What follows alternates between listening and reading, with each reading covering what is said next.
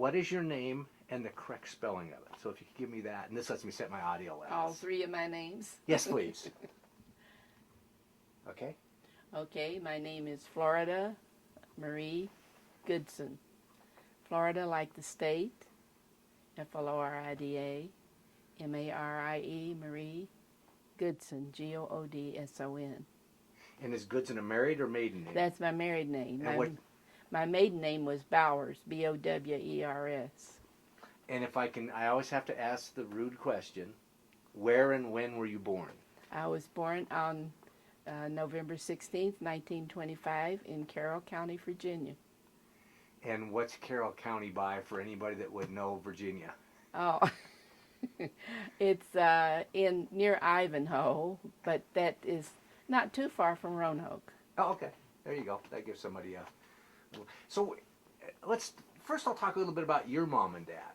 Who were your parents? My parents were, my mother was Maud Emmeline Crutchfield, and my dad was John Henry Bowers, and they both were in Virginia.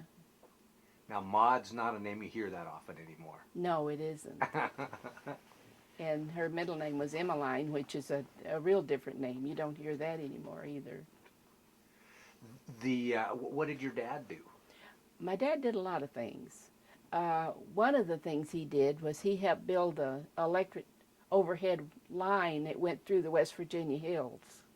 Wow. That was one thing he did. And then he was electrician for the Appalachia Electric Company in Galax, Virginia. And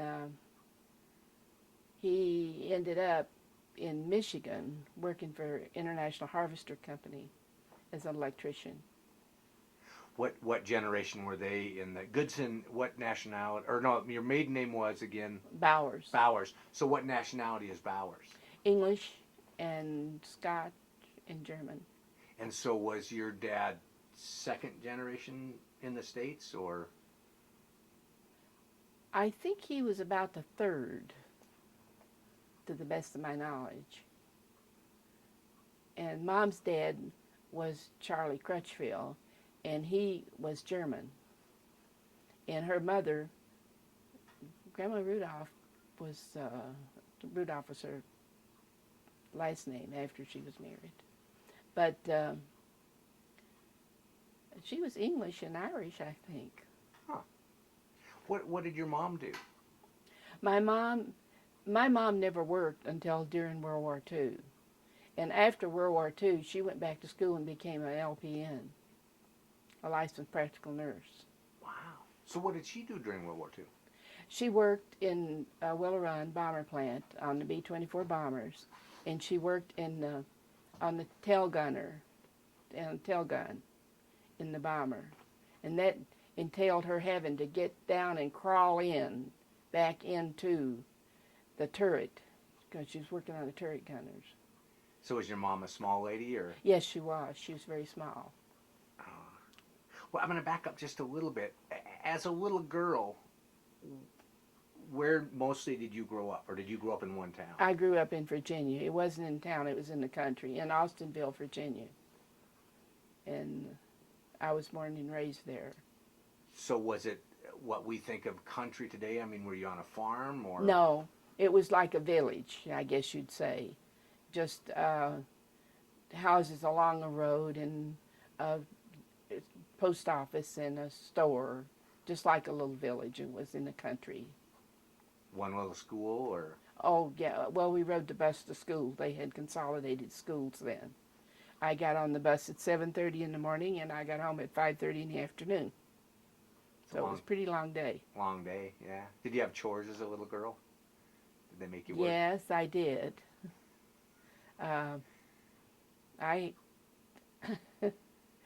I had to do quite a bit, but it didn't seem like chores then. I mean, you just did what you had to do. I worked in the garden. I never did care for doing lawn work. I liked to mow, but I never cared for outside work. But I did work in the garden. And Daddy made us, when we had potatoes and they had potato bugs on there, they'd put lye in a can, and we had to go through the potato patch and take off the potato bugs and put them in that lye. You never heard of that now. I can't. You know, nowadays you think of it, and they'd have about 40 million government regulations. Yeah, there weren't any then. You probably went out in your bare hands and. Yes, we did. My brother and I. Oh, that's what's good. So, how many children? How many siblings? I had an older brother and a younger sister. So you're the middle. I was in the middle. Poor neglected middle child. Well, I don't know. My brother and I were real close, and my sister and I, she was just enough younger than I was till we didn't. We got along at home, but when it came to teenagers, my brother and I got along better. I grew up fast, and my brother grew up slow. So we double dated together, and his girlfriend was my boyfriend's cousin. So that worked out pretty well.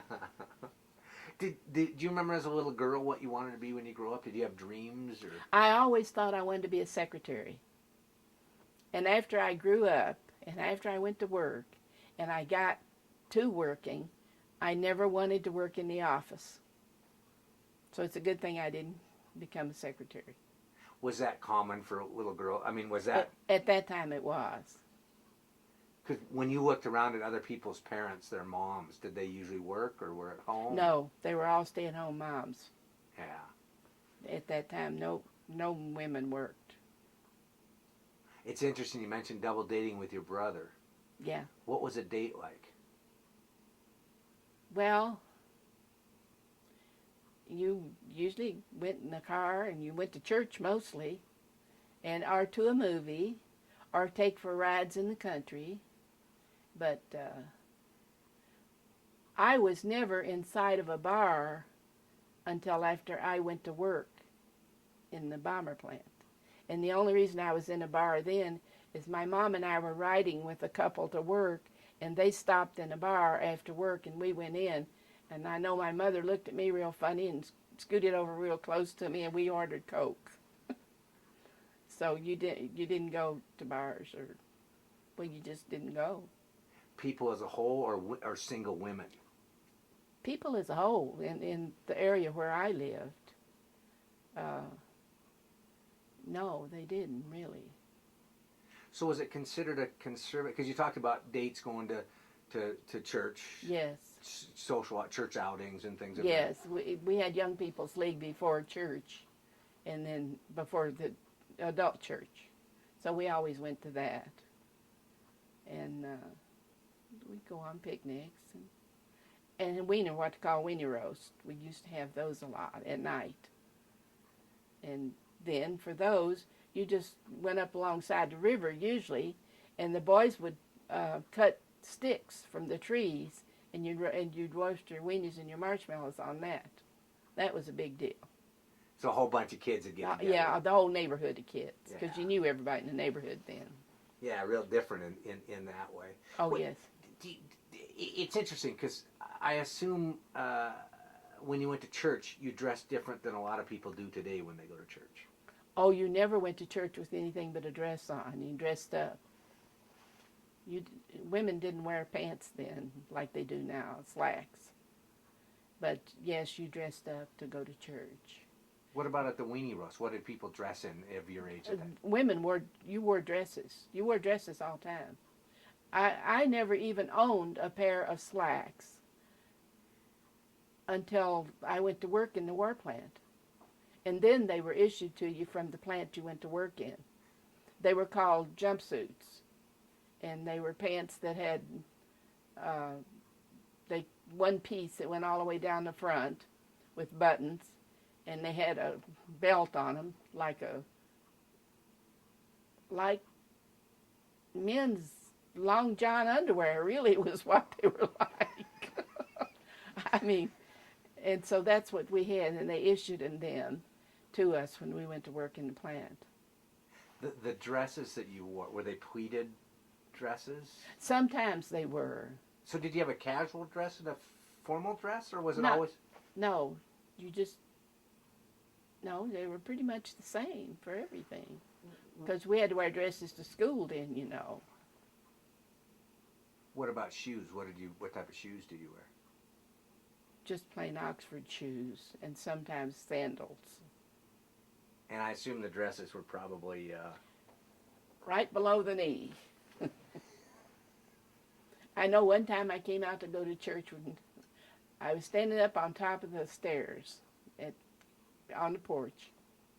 And my brother was just about ready to go out of the yard because we were going to church. And he looked up at me and he said, "That dress is too short." So I had to go and change dresses before I could go to church with him. And too short probably meant it was just It above was the just knees. right there. Yeah. What about makeup? Did girls wear makeup? And Tangy lipstick, which was very, very light lipstick. And I didn't wear any makeup, except just lipstick. That was all. I assume if you wore bright red lipstick, you might have been considered a floozy at that. Yes, you would have been. How did you? Where were you, and how did you hear about Pearl Harbor? Oh, we had been out. My brother and his girlfriend and my boyfriend and I had been out that day. It was Sunday, and we'd been out in the car. We did have a car then, and we'd been out in the car and just riding around. And we took my brother's girlfriend home so she could get dressed for church, and then we went to our house. But we went to a hamburger place to get a hamburger and Dr. Pepper, which was 10 cents for a hamburger and Dr. Pepper. And I went on home, and when I got there, Mom told me that Pearl Harbor had been bombed, and we didn't even know where Pearl Harbor was. Nobody knew where Pearl Harbor was.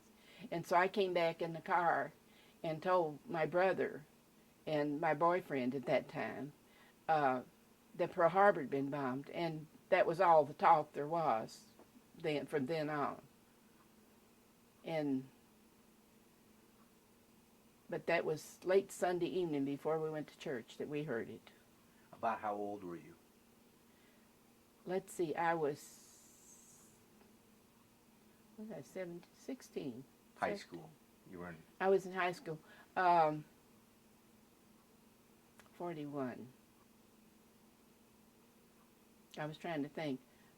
I was a junior, I believe, in high school. And was your brother 1 year ahead of you? My brother was ahead of me. Yeah. And he was working then. And that was in December. And he went in service. He went in the Army in January of 42. Wow. Do you happen to remember your boyfriend's name that was with you in the car? Yes, I married him. Oh. So you married your high school sweetheart? I married the boy that was there when I was born.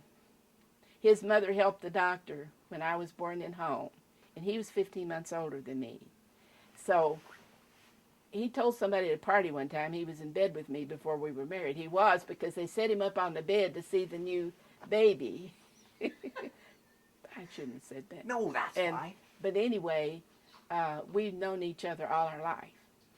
Wow. Now again, that shows a whole different time of history, because there was a community and families knew each other, and you grew up, your families probably knew each other. And his mother and my mother were real good friends, and his dad and my dad were friends. But yeah, that's how I met my husband. So was that your only boyfriend? No, not really. We really started going together in Washington, D.C. We'd gone on a school trip to Washington, D.C., and he was dating another girl, which was my girlfriend, and I was dating another boy. And it was kind of odd, because I had a date with another boy that night, and he got there first, so I went with him. And we started dating in Washington, D.C., and I helped him pick out a necklace for the girlfriend that he had left back home, because she didn't get to go on the school trip. It was a school trip. And I helped him pick out a necklace for her. And then we dated off and on.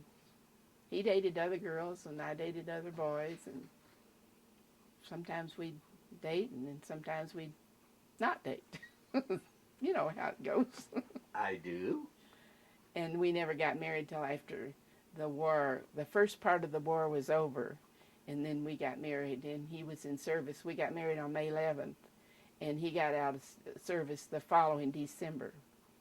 So we were married a short while he was in service. So when did he sign up for the service? He signed up in August of 42. Yeah, August of 42. So got out of high school and... He didn't graduate. He went before he graduated. He went into service. And he got his GED after he got into service. Wow.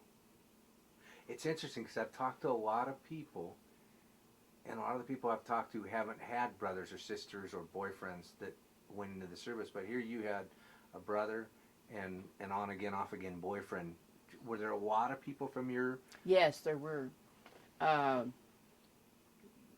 were other boys that were in our class that went. And then there were boys in the neighborhood. Yes, there were a lot of boys who went. Nearly every family had a boy in service. So how did you decide to... what made you get involved with the war effort? Well, after I graduated, I wanted to go to college, and I couldn't. And so my mother and dad some way found out that Mom and I could go to Nashville, Tennessee, and take this course that would give us a job in a factory. Incidentally, that was a scam because they were asking for people to come. You didn't have to do that. But Mom and I went to Nashville, Tennessee, and we took this course. And we came back. We had intended to go to California when we did that because they told us there were jobs in California. But when we got through with the course, they said there weren't any jobs in California, but Willow Run in Michigan was hiring. So we decided to go to Michigan, and that's how come we got to go to Michigan, to the bomber plant in Willow Run. So did they charge you for the course? Yes. So even during World War II, see, you don't hear a lot about that. There were scams just like today. Yes, there was. Because they charged my folks for, I don't know exactly how much it cost Mom and Dad, but they charged them. And then when we got to Willow Run, they didn't even know these people. They had no idea who they were. But they were hiring, so we got there and they hired my mom and my dad and me all at the same time. So we were very lucky. So really. all three of you were at the same... Yes. Mm-hmm. And so Willow Run, is that the name of the city or just the name? That's the name of the factory, the Willow Run bomber plant, and it was in Ypsilanti, Michigan. Gesundheit. But Ypsilanti, wherever, is that a big city? That's near Dearborn. Okay. It's between Dearborn and Ann Arbor, which I think is more well known. So what did, so here you are just out of high school, and your mom, who's been a stay-at-home mom. What drove you to go to work? Well, my mom had always wanted to work, and of course I wanted to work. The first job I ever had was in a 5 and 10 cent store before I got out of high school, making 17 cents an hour. And then after that, I worked in a hosiery mill, making hose. Incidentally, that was run by German people. During the war, it wasn't very popular. And I made the seam that went up the back of the hose. And we worked 8 hours a day, and we got a 30-minute break at lunch and a 10-minute break before lunch and afterwards. And we worked production. And your production didn't start until if you had anything wrong with the product that you had made the day before, then you had to repair that before they started production and started your wages. So I wanted to go to work somewhere else, and so that's how come we went there. And one of the neighbor lady, had wanted to go to Michigan to work too. So she had a car, and my mom and dad and me and my sister rode with her to Michigan. And she got a job there too. She didn't stay very long. She left and came back home. Now we've just come out of the Depression. Yes. So now were you aware of the Depression when you were in it or only in retrospect? Not really. I knew, when I look back now, I can see that the Depression hit us very hard. But we never knew it because we always had enough to eat. And my dad and mother never talked about it in front of us to where I don't recall them talking to let us know that we were hard up. They just didn't do it. Do you think they went without so that... I know they did. Wow. But everybody was in the same boat. That's why I've always wondered, because if you know you're in it when you're in it, or after you get out of it. After you get out of it. Yeah. Yeah. Because like you said, everybody was in the same boat, so you know. My dad worked in the mines, zinc and lead mines, where they made they mined zinc and lead, and the byproduct of that was a limestone, and there was big limestone piles of limestone out from where he worked, and when the wind would blow that limestone all over, and if you had clothes hanging out on a clothesline, they'd get limestone on them. So my dad did a little bit of everything too. Well, it's interesting because to give perspective, did he do well? I mean, it sounds like he made a living. He made a living, and that was it. We never had a car until 41. Oh, okay. We never had a car until 1941, and then we bought what do they call it? Where they use a car for an example. Oh, a demonstration. Demo. We had a demo, and we bought that. Daddy bought that in 40, just before 41, just before Pearl Harbor, and in 41. And my brother drove, and at that time, Mom or Dad either couldn't drive, but my mother was determined to drive, and she learned how. And after my brother went in service, she did the driving. Wow. So did Dad not learn to drive then? He never did drive. Daddy never was a good driver. And my mother went to visit one time in Cincinnati to visit her sister, and took my sister with her, and there was nobody to drive the car. And I didn't have a driver's license. But Daddy and I wanted to go to town, so Daddy said I could drive the car. He was real brave. And we got in the car, and I drove the car, and we parked in a theater parking lot so we didn't have to get on the town street because I didn't have a driver's license. And but one of my boyfriends had taught me how to drive. That was when you sat over real close to them, you know, so you could learn to drive, and they had a gear shift. So I know that trick. Yeah, you know.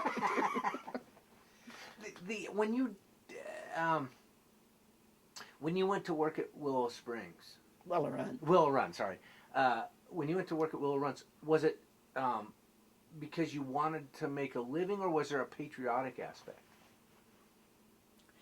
Well, you know, now that I think about it, it was probably patriotic, but I didn't think about it like that then, because everybody did everything.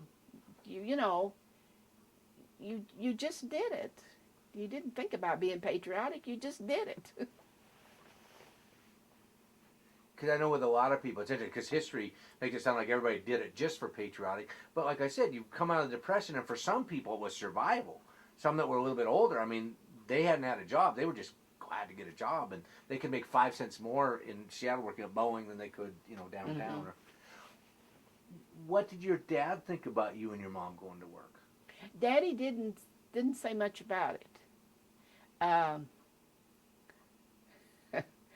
When my mom wanted to do something, my mom did it. And she had always wanted to work, always. But circumstances were such that she just didn't work. She had helped raise her family, her siblings, and then she had us. But she really, really enjoyed going to work. And of course, my brother was in service then too. He was in the Air Corps. Where did he go? European theater? He went to Germany. He was a B-17 pilot. And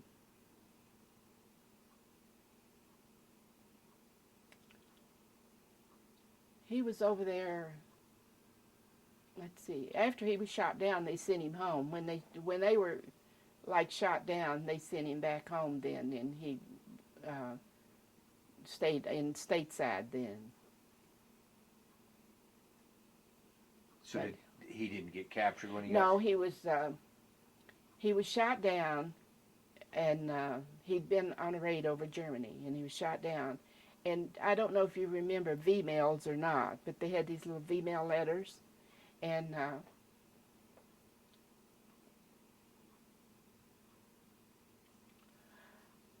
we got a letter, a V-mail letter that we got at 4 o'clock in the at 10 o'clock in the morning. We got a V-mail letter stating that he had been shot down and he was back. He'd gotten with the Russian convoy and came back. And at 4 o'clock, the telegram came that he was missing in action. But the letter was dated after that. That's the only thing that saved my mom. Because that's just got to be terrible.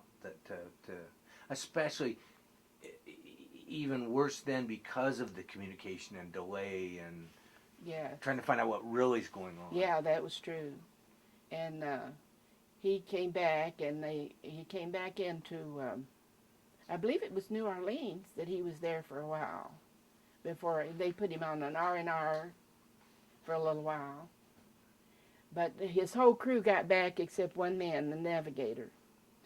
But I guess it was quite a battle. My brother never would talk about it. But it was hard on my mother. Hard on everybody, it sounds like.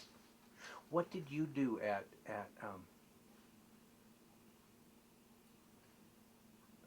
the Hitler Youth? What do you know about the Hitler Youth? Well, my brother said when he was coming down, he could see the Hitler Youth underneath him when he was coming down with his parachute. And he said that his parachute kind of floated up against some briars and brush, like a brush pile. And he threw his identification in one direction, and he got under that brush pile, and the Hitler Youth bayoneted the top of that brush pile looking for him, but they didn't get him. And he would travel at night and hide in the daytime. And that's how he got back. And what was so something, when he got into his base in England, and the first person he saw when he got into the office there was a boy that was from our community. You know, it's amazing how many stories I hear where they cross paths. Uh-huh. I mean, there's this huge world out there, and it becomes so small. Yeah, I mean, for him to see this Moyer Brawley fellow when he came back was really something. Yeah, wow. So, but he never talked about it. He never talked much about it. He wanted to become an airline pilot when he got back home, and my mother didn't want him to. So he ended up being an insurance salesman. And he lived in Indiana. So, and again, I keep wanting to call it Willow Springs. Willow Run. Tell me about the plant. What did it look It was huge. It was a huge plant. It was a mile long. And what I read was when Ford first managed to take over the contract to make the B-24s, they didn't want him to because he said he could make the plane from the beginning to the end. He'd start out as metal, end up as a plane. And they didn't think he could do that. And that's the first time it was ever done. And that plant was huge. It was just huge. And it was clean. It was one of the cleanest plants I was ever in. And it was well run. And it was a good place to work. It really was. So when you let me go back to did it have windows or not windows? Oh, yes, it had windows. So was it one of those plants with lots of little...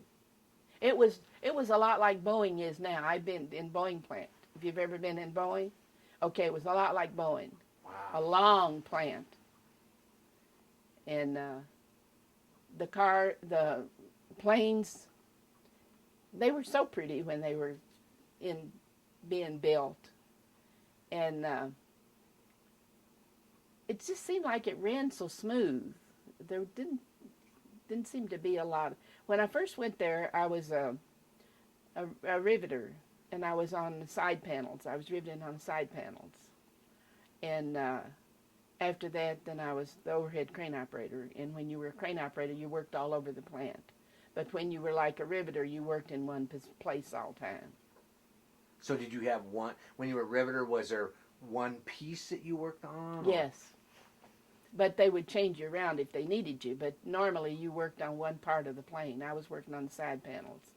And this was the B-24. 24. So when you first showed up after going through this scam training, you show up at this plant. What did they do? How did they hire you, indoctrinate you? They just hired us right in, just like they do anywhere. And they give you a physical, and they had first aid stations in the plant. And then they give you extra training. They also trained you. And what they trained us to do was exactly what we had already done. So the scam at least had given you real training. We knew. For riveting was what it was mostly for.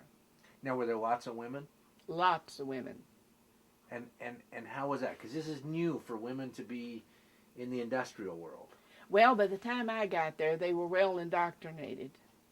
And the women did everything. They were inspectors, they were welders, they were everything. Machinists. And they worked well.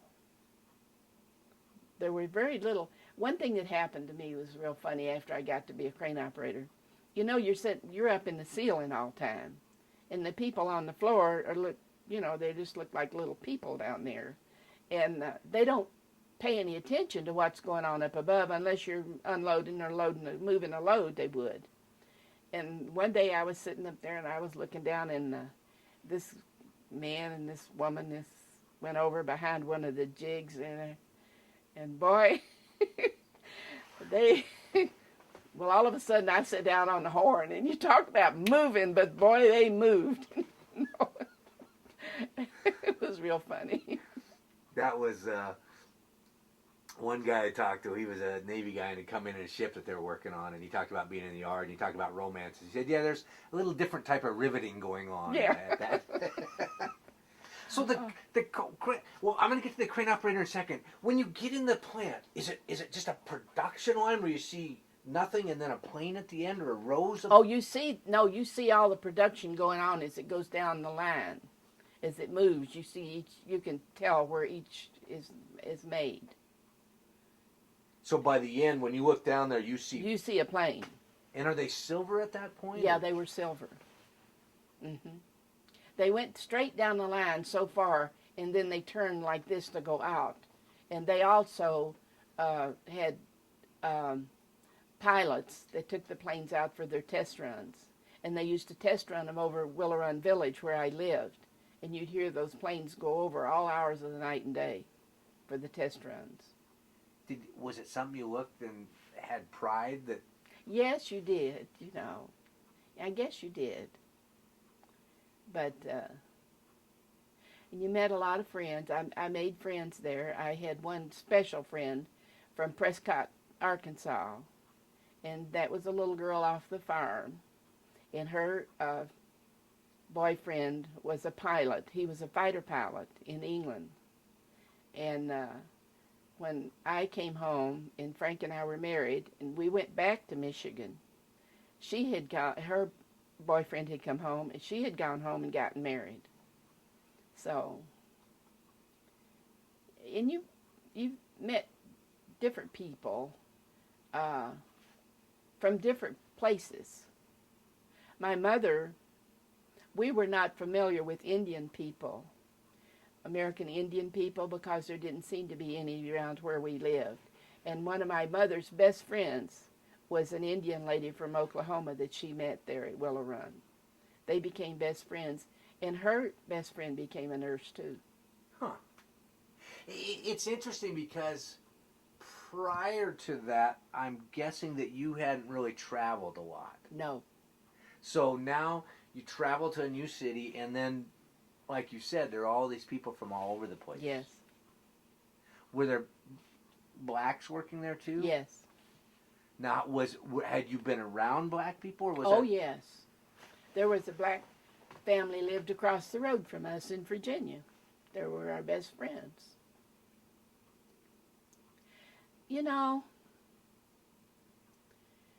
It's hard for somebody to understand that you can grow up with black people and have them there was a black community that was across the river from where we lived. We lived alongside of a river. And they pretty much stayed to themselves, and we stayed to ourselves. But it's hard for people to understand that you didn't dislike these black people. I mean, they each had their own place. By their own place, I mean they went to their own schools, they lived in their own districts. But that didn't mean that you didn't like them. Where I went to school, the black school was on another hill across from us, or where our school was. But that didn't mean we didn't like them, just because they were in their own place and we were in our own place. And it's hard for people to understand that today. I never grew up disliking colored people. You didn't call them blacks then. They would be terribly insulted. That's what one of the women I interviewed who was black told me that it's interesting because she broke it down into even within the black culture, black was an insult. If you Yes, were it dark was. black. And then if you were too light of black, then you also were disliked. And, so internally there was this. Yeah. So how did you get in the crane? Because I assume that was probably a man's job prior to you. Well, it was a man's job. But I got sick one time when I was in riveting.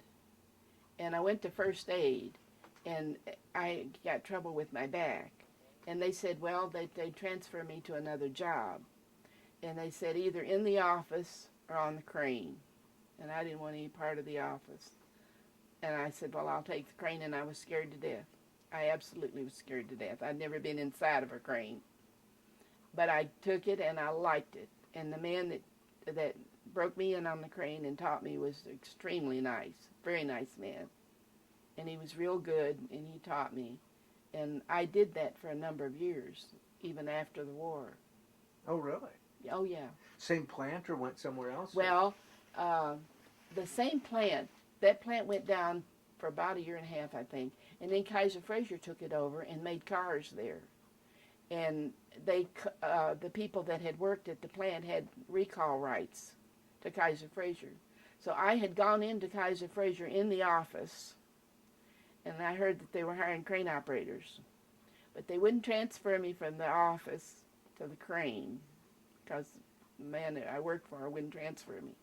So I went out to the employment office and quit and went over around on the other side for the hiring for the factory and hired back into the factory on the crane. And needless to say, the boss I had in the office, one day I was unloading some office stuff up on a balcony, some office equipment, and he happened to be down there. It must have been his office, and he looks up and sees me in that crane. I thought, oh boy. But he couldn't do anything about it because I was already hired in and I was in the union, so he couldn't have me discharged. Now the crane, is it one of the cranes that has kind of legs on the outside that run like on a railroad track with a crossbar type of crane? Well, they run in the ceiling with a crossbar. Oh, okay, so you ran this way. The Okay. ceiling, yeah. And when the planes were being built, what did you crane in and out, or? Oh, well, parts of the plane that were too heavy to be handled, you had to pick them up with a crane and put them on to where they went on the plane. And then stock, steel, and all kinds of equipment that needed to be. But And you're quite a ways up there. 60 feet. So how do you get there? Well, you go to the balcony on most of them, and then they have ladders that goes up into the ceiling. And they have a catwalk in the ceiling, and you take the crane to the catwalk, and that's where you get on and out of a crane. So it's still a pretty good little... Yeah, it is. And do you like height? I liked it all right. It never bothered me. But in some of the cranes, you can have a ladder that goes up from the end of the building and go all the way up in the low bay cranes. But in the high bay cranes, you had to go up in the top of the ceiling. Did you? How could you communicate with people? Did they have Hand signals hand signals? and whistle signals. I can't see it without my glasses. Blind signals with. Oh, so now your dad was working there too, and so My dad worked there, and that was during the war. My dad worked there. Then, after the war, my husband was a rigger, which puts parts on the crane, you know, and I was a crane operator. So, this one time this was after Kaiser was there, and we were making Kaiser and Fraser automobiles. I don't know if you ever heard of them or not. I haven't. Well, they made automobiles and they sold real well in Michigan. But anyway, we were working in this press one day, and we were supposed to put and the press was supposed to put this part in there, and the press would come down, and every time the press would come down, it had air in my ear, and I couldn't hear the signals, the blind signals that my husband was giving me with the whistles. So when we came down at lunchtime, I told him I had a cold that night, and I said, "Don't give me any more blind signals. I can't hear you." And I was afraid to move because it was a heavy press I was putting this stuff into. And I told him, I said, "Don't give me any more blind signals, Frank. I can't hear you." They were supposed to come out and signal with their hands. You know, they're two riggers. So I get back in there, and here he starts with those blind signals again. And I have this die sitting there that I'm supposed to pull into a press. And I just stop. I don't move because I can't hear the signal right. And all of a sudden, he gets real perturbed with me, and he comes out, and he's just giving me heck outside that press, and he goes back in, and when he gives me the signal again, I pull down, and I pulled that die right into that press a little bit more than it should have been. He didn't give me any more blind signals the rest of the night. But we worked together too, some. And that was after the war, your husband? That was after the war. I worked with my husband. Wow. So when you were working, did you and your mom and dad work the same shift too? When you were working during the war? During the war, usually Mom worked days a lot, but we had to change shifts too. But Mom would work one shift and Daddy would work one shift, and I usually switched shifts because we had my sister at home. She was in 7th grade, and we usually had one at home. And they didn't have a lot of cars then, so we rode what they call cattle trucks to work. I don't know if you know what they are. They're real long buses like that they call cattle cars, and that's what we rode to work and back. Standing or seating, or what was? They were seating. Seating. Uh-huh. And did you have a uniform you had to wear? Well, the things that they gave us, yeah, we had to wear uniforms that they gave out at work. What they did, they gave you two when you first went to work there, and they took them out of your pay. They didn't give them to you, but they, they allotted them to you. And they were like coverall deals. Did you have to wear We had to wear our hair tied up. Usually wore a babishka around our head or some kind. Oh, yeah. Did nowadays you wear hearing plugs and things and hard hats and? No, we didn't have to wear hearing plugs then. That was later on that they brought that into, and there was a lot of riveting. There was a lot of noise, especially in center wing where they made the center wings. There was an awful lot of noise. Because when you were riveting, is it a big unit you have to? No, it's a gun about like that. But riveting. It's pretty heavy, isn't it? Or is it? Well, it's a little heavy, yeah. So you're on the outside and there's a bucker on the inside? Mm-hmm. I was a driver on the outside, and I had this bucker on the inside, this girl. She was, crazy. During the war, there'd be a lot of servicemen that would go through the factory. I mean, you had a lot of people that went through the bomber plant, just sightseeing. And I know this one, and when you're riveting, and you got a bucker on the other side, you get signals from them. When you drive a rivet, if it needs to be driven just a little bit more, they'll tap it once. And if it's okay, they'll tap it twice. And if it needs to be taken out and re-put in, they'll tap it 3 times. And so I know this one time I put the rivet in and I waited and waited and waited and I didn't get any tap. And so I wondered what happened, and pretty soon the foreman came up to me and he said, Flo, did you know that your partner has gone to first aid? And I said, no, why? What happened to her? He said, you drilled through her finger. And I said, what do you mean you drilled through her finger? I drilled through her finger. He said, well, she was standing there looking at those servicemen going down the aisle, and she put her finger over the hole, and you drilled it. So I don't know. So they were just coming to take a tour, the service guys? Oh, yes. Uh-huh. I mean, these weren't necessarily pilots coming to look to see the plane they were going to No, get? they were just people that went through, because they had people going through it all time. And so you worked with a girl crazy one. Were you dating at that time your now husband, or not dating? No, I wasn't married then. Okay. But no. You didn't look at any of the service guys? Well, I don't think I did. Yeah. If I did, I just looked. They say there's nothing wrong with window shopping. What did, you talked about meeting people and friends, and would you get together as a group and go out on Not a whole lot. For one thing, we didn't have the transportation. You had to walk everywhere you went or ride a bus. And I know they had dances on Friday nights at this, we lived in Willow Run Village, which was a housing project that was made for Willow Run people. That, well, not necessarily Willow Run, but for everybody, but Willow Run had made it for the people over there. So I lived there with my mother and dad. And one Friday night, I know my girlfriend and I went to this dance.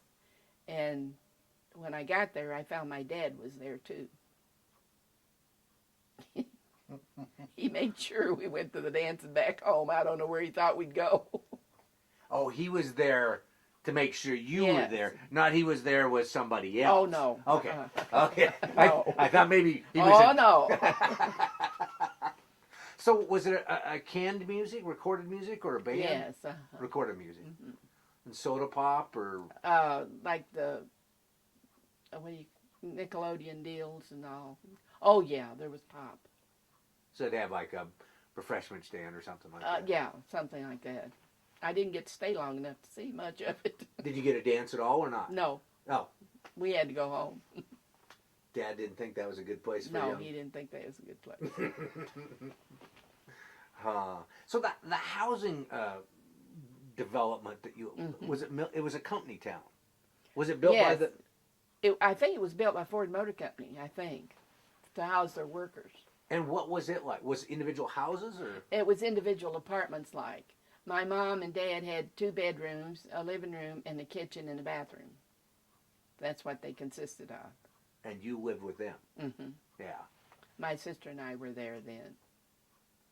So was there like a street with a row of houses where everybody sat Yeah, there? there were rows of houses and a street and row houses on both sides. Did it kind of look like barracks, or? Yeah, like barracks. A lot like barracks, yes. Was there a little stoop out front or something people could sit on and chat Yeah. with?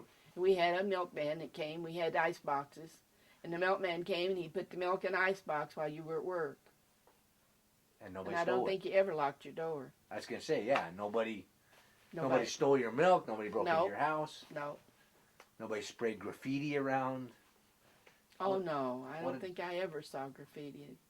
What a different... And neighbors kind of watched out for each other because all of them were from home, from away from their own home. The girls that lived next door to us, that was my girlfriend and her sister, her 2 sisters. And her one sister had a little baby, and the other sister stayed home and took care of her. And the one sister that had the baby had lost her husband in service. And the other sister's husband was in service, and she stayed home and took care of the baby. And the one who lost her husband was working at Willow Run. And my girlfriend worked at Willow Run, too. She was an inspector. So I assume in this community there were a lot of people that had a son or husband or brother in service. So was it like in the movies? I mean, were you at home sometimes and saw the telegraph person come and... Well, not a whole lot because we were working so much. We didn't see a lot of that. But you somehow would know that it happened. once when I went to work, this girl's husband she had gotten a telegram that day, but she came to work that night. That's amazing. I mean, it's just the mindset to think. Well, there was so much of it, went on. And that's makes you think how. I mean, here you're building planes. Your brother was in the service. How aware of war are you in the day-to-day life? Every day you were aware of it. Every day there was something that would bring it home to you. And there were an awful lot. They were selling bonds all the time at work. I had bonds taken out of my paycheck. And there was always something about the war, all the time. Always. No matter where you went. Were there a lot of flags flying and things? Yes, there were quite a few. What about the stars in the window for, somebody that had somebody in service? Or Yeah, you'd see those. I had one lady I interviewed, or a gentleman I interviewed in Wenatchee, and his mom he was flat-footed and couldn't go in, and his mom was so mad because she couldn't fly a star. Because really? couldn't get her son in the service. So it's like, oh, great, Mom, you want me to go get killed? And oh. So, what an interesting time. Did you work 7 days a week, or did you get a... No, we worked 6 days a week. We got Sunday off. But I don't know how they work that in the plant now that I think about it. Because they got to building one bomber an hour at Willow Run. Wow. Would you get to go out to the actual runway and watch... Well, you didn't go out there very much, no. Because you're so busy working. Well, you're working, yeah. Once when after the Willow Run plant went down, making B-24s, at one time, then Kaiser Fraser came in and they were making the cars. And Kaiser got a contract to make B-17s. No, C-119s. And half of the plant was putting together C-119s, and the other half of the plant was making cars. That's how big the plant was. Wow. Boy, it's like a whole city. Yeah, it is. I mean, the amount of workers that must have been there. Oh, yeah. And it went smoothly. There didn't seem to be any dissensions among people.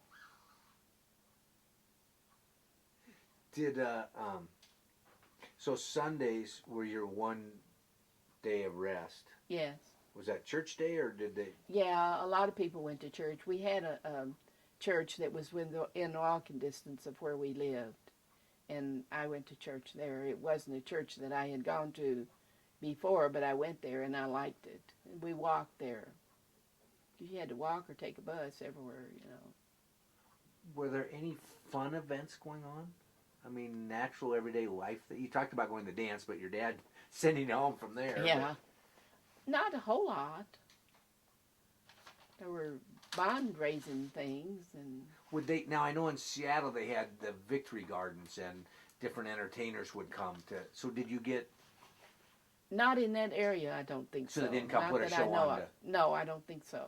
Because the show, my understanding in Seattle, the show was they'd come do the show and it was like, hey, I hope you love the show now. Go buy a bond from the pretty gal and the handsome. Well, actor. they'd have different people that would sell the bonds, but didn't seem like they had very much of that. I mean, we subscribed to bonds where we worked, Did you carry your lunch to work, or was there a lunch shack? That we had lunch wagons, they called them. And what were they like? They were really neat. And they had them at night when you get off from shift. You could go get, they'd had hot soup on them or hot dogs. And they would come out in the shop. They had them out in the shop in different places. Now, you were union later. Were you union during the war? Yes. Oh, That's really? the first time I belonged to union was when I went. Yeah, Unions Bill and River Rogue Bill.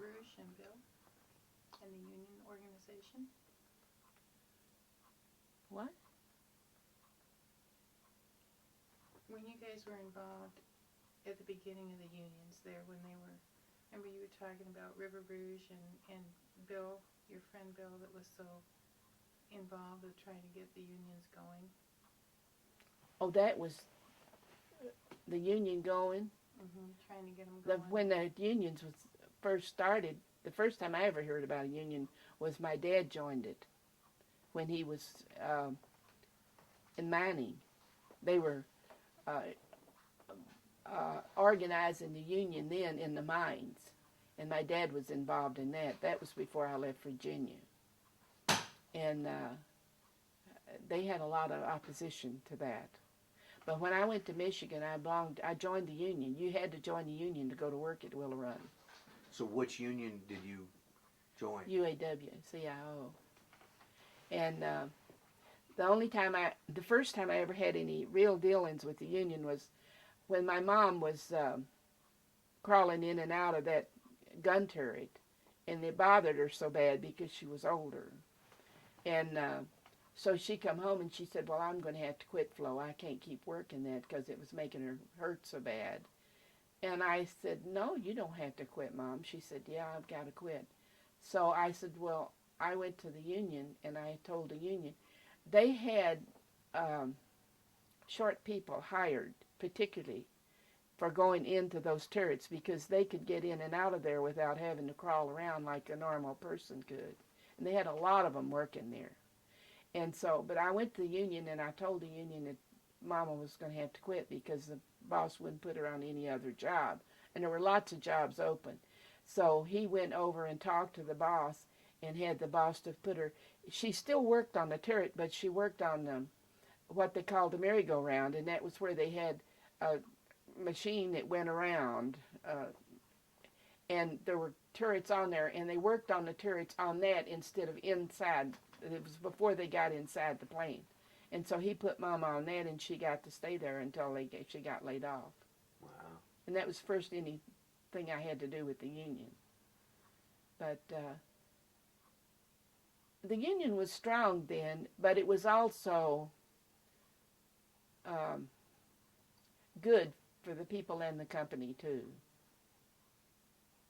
It protected you from... It protected you, and it helped people who weren't used to working, of course. You know. Well, yeah, you've got this whole new population. Yeah. Both men and women that are coming to work. And so the one gentleman that wouldn't let your mom switch, do you think that was because he just wanted to be a jerk to a woman? I don't think so. I think he just didn't realize, because Mom wouldn't tell him. And I think he just didn't realize how hard it was on my mother. Because he switched her right away and he didn't give her any more trouble. Huh. Wow. What did the plant sound like?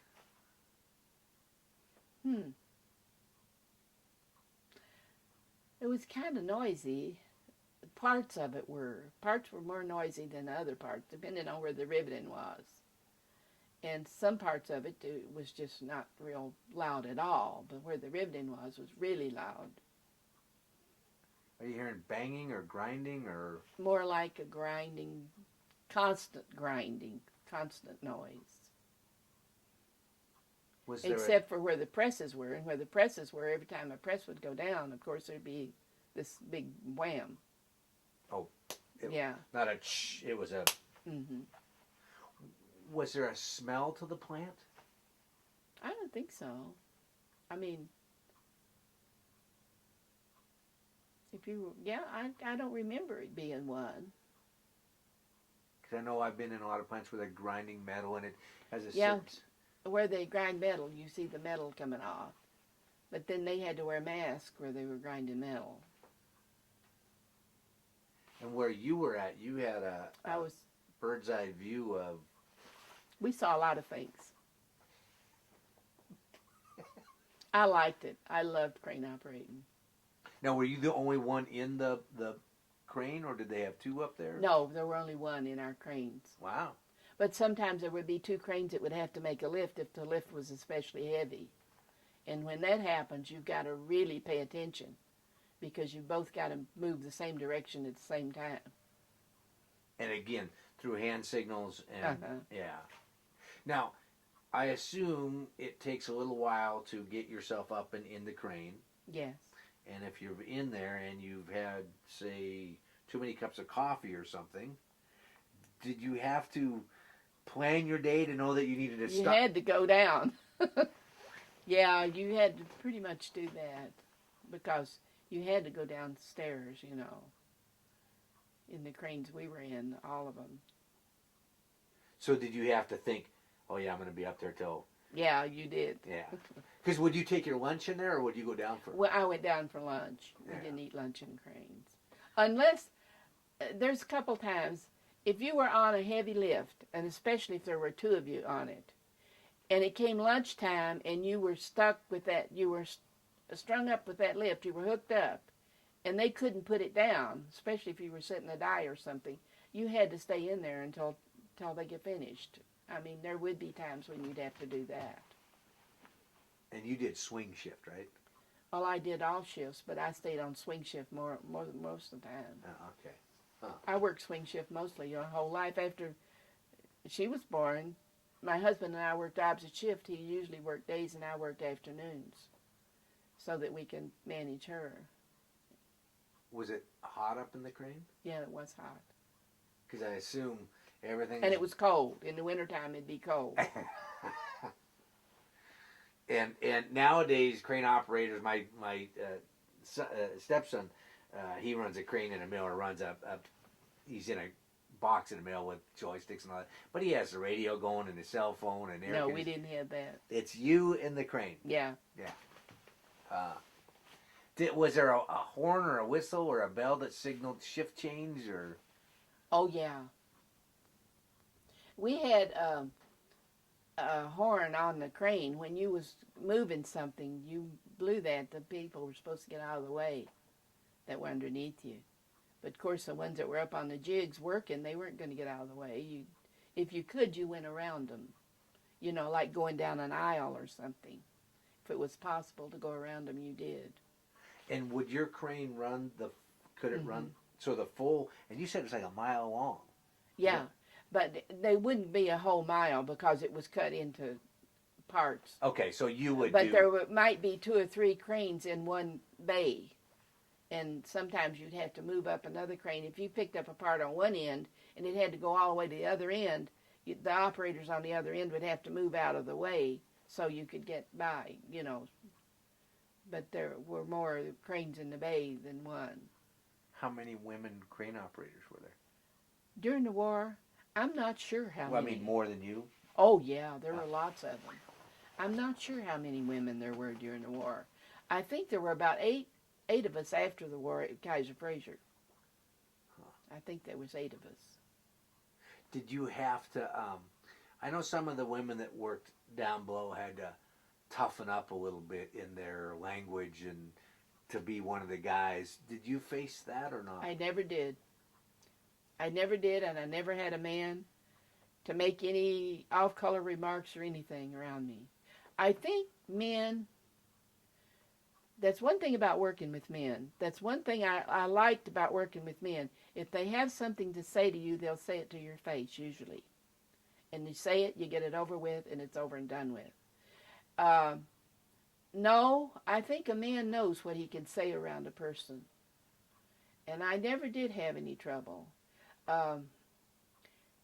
After the war, when Kaiser Fraser came in, I think there were 3 of us hired, 3 or 4 of us women hired back. And the foreman, I had the same foreman during the war that I had afterwards, and he was really a nice guy, really nice guy. And he came over and called me over to the balcony, and he says, Flo, I want to tell you something.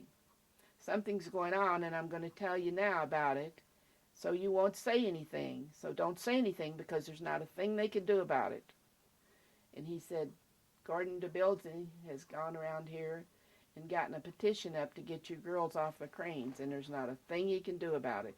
He was one of the returned veterans. And that was the last I heard about it. He said, we're taking care of it. Don't say anything. So we didn't say anything, and they took care of it. That was about the only time that I ever I think that's the only time I ever had any trouble. And was that while the war was still going on, or No, this was after the war. after the war? So the guys when they were coming home. Yeah. But after the war, when I was working for Kaiser Fraser, I was working on a crane in Low Bay that was picking up the chassis or the top of the car and putting it on the chassis. And we were doing 4 every 3 minutes, so you know how fast it's automation now. They have it's automated now. They don't have people doing it. And but what was so funny, the first time I went out to get on that crane, it was away from the catwalk. That's where you get in the crane. And I had to walk a rail out a little bit to get into it. And I looked down, and here's all these boys down there looking up at me like that. They hadn't seen anybody, a woman running a crane like that, and I just looked at them. But that I was on that crane when the engineer came to engineer that crane and make a difference in it. And that's where they got it to where it was automated. You just pick up the body and set it on the chassis. But I was picking up the body and setting it on the chassis. I think I put the body on the first Henry J that ever went down the line. I think I did. I'm not sure on that. But you say you don't know what Kaiser Fraser cars are, so you... I'm going to go Google it now. I'll do a web search, and I'm going to go look it up, so I can Well, see. the Henry J was a little one. It was kind of like a... Sports car? It wasn't... It kind of like it, yeah. Like a Honda or something. It was real Okay. little. One of the first little cars that came out. How long did you continue your crane career? When did you end up finish being a crane operator? Well, let's see. I did it about 10 and a half years, I think. When I left Kaiser Fraser, I went back to Ford Motor Company in Ypsilanti in the generator plant. And I didn't go back. They had some cranes in there, but I didn't go on the cranes in. I just worked on a machine. So did World War II open doors for you as a woman, you think? Yes. Very much so. Would you have ever, do you think, ended up in the work environment like that had World War II not come along, or would you ended up somewhere different? I would have worked somewhere. I don't know where. I didn't like office work. I'd rather be working with my hands doing something. I just didn't like office work. And when I was in the office, I went in the office, as I said, at Kaiser Fraser first for a short while. But I didn't like it at all. I just didn't like it. I liked being down in the shop. And I worked at Kaiser out here. I retired from Kaiser out here. Oh, really? Yeah. Oh. The, when your husband came back from the service, who wasn't your husband at that time, but, or I guess when he came back When he came back to we got work at married. the plant, he was. He was my husband then. So, when he came back from service, what did he think about his little cutie working at a job? Well, he was in service when I left Virginia to go to Michigan. And he wrote a letter to his mother, and he said in that letter, which I got, after her death, they gave me a bunch of things she had, and I read the letter to her, and he said, I don't know what was wrong with Flo, that she got so ambitious she had to go to Michigan. So, but he didn't mind it at all, and he didn't mind my being a crane operator. And he never minded my working. He always was real cooperative with me to do that, because he knew I wanted to work. I always wanted to work. And he was real cooperative. He the whole time. Huh. Do you think that we learned anything from World War II?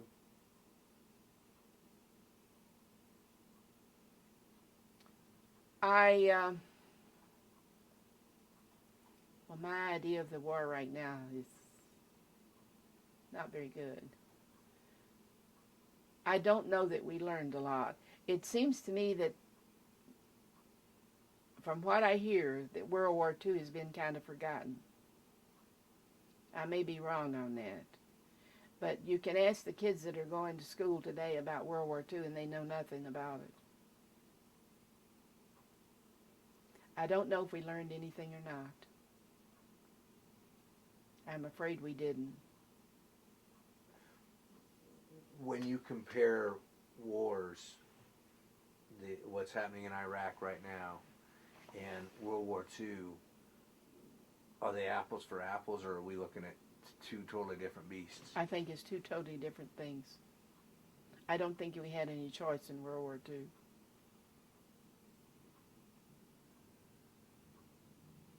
That's the one thing a lot of people don't understand. Younger, my generation and younger, I think, probably don't understand is as I've talked to a number of people, that it wasn't a choice. It was no choice. I don't think we had a choice then. I really don't. And I think if we hadn't gone into war, we wouldn't be as much as we are today. I really don't think we would be. Living in it, I mean, historically, when you read history books, it makes it sound like the whole country united for one common goal. Is that accurate? During World War II, I believe it was. You didn't see the protesters, or I didn't, that you see now. I'm sure there were some somewhere, but we didn't see them where we were. But the country was more united then, I think. Did people talk much about the war? Or were you just doing your thing? No, they didn't talk an awful lot about it. It was like something you were living that you just didn't talk a lot about. Of course, the news then wasn't like it is now either. The television, there was no television. And you were so busy working that you didn't get the news as much as you do now. It wasn't worldwide news like it is now. Because for a newsreel, you would have to go to a theater to see. Yes, for newsreel. And did you ever have time to go?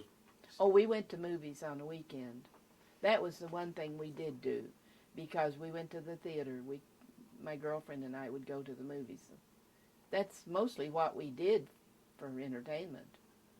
What was a good movie you remember? Gosh, I don't remember.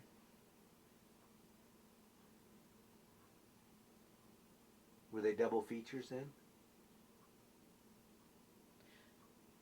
No, I don't think they were. You had the news and you had the feature. Because that's right. They would show you would see the news parade, newsreel, find out what's going. Mm-hmm. Huh. So if one of your coworkers had a husband or a boyfriend over there, you didn't talk a lot about that. No, you didn't talk a lot about it. You would discuss it some, but not to any length. Kind of the more they could forget about it, they could be. Wow, how the world's changed, where we have cell phone pictures instantly from. Oh yes, it's changed terribly.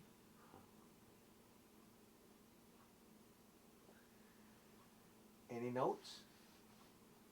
I'm trying to think. Do you want to take a little break? I think it'd be all right. Okay, we'll take a break. So how long do you think you've been talking? And now, Let me back up to that. So you think during the war, what now? I think during the war you felt like there would be an end to it at some time. But now, is there ever going to be an end to it? I think that was the difference. Do you remember the ending of the war? Yes. And what was that like? Well, the very end, we were in Jacksonville. And when they had the end of the war, where we lived in Jacksonville was like a boarding house, kind of. And there were 6 people in there with one bathroom. And you just had a bedroom we didn't have kitchen privileges. We had to eat out. But the man, the husband of the wife, the lady that was our landlady, her husband was German, and he was so angry at the end of the war, and he had service people living there. But I remember him being so angry. That was the end of the first part of the war. But then when the bomb was dropped and we had the end of the war, we were still living in Jacksonville, and it was shortly after that Frank was discharged and we came home. And that was real good. I mean, he came home from service that day and brought home one of his friends with him, and they were getting ready to get on the bus to go home. We were all going to go home, and his friend came, and we were going to his mother and dad's in Virginia on our way to Michigan, but we stayed, that was in December, so we stayed there until after Christmas, and then we went home to Michigan, to my folks, where we stayed. But this young fellow that came with him was going to Williamsport, Pennsylvania, and he stayed a couple of nights with Mr. and Ms. Goodson, too, and then he went home to Williamsport. So Now there's a I different. Oh, can't see that without my glasses. In Jacksonville, Florida. Oh yeah.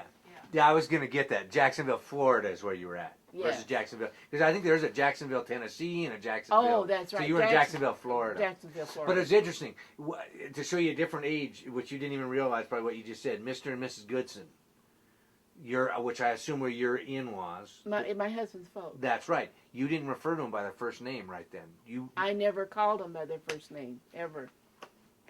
No. See, today a lot of kids call their parents by their first name. So that respect that you paid them of Mr. and Mrs. Goodson.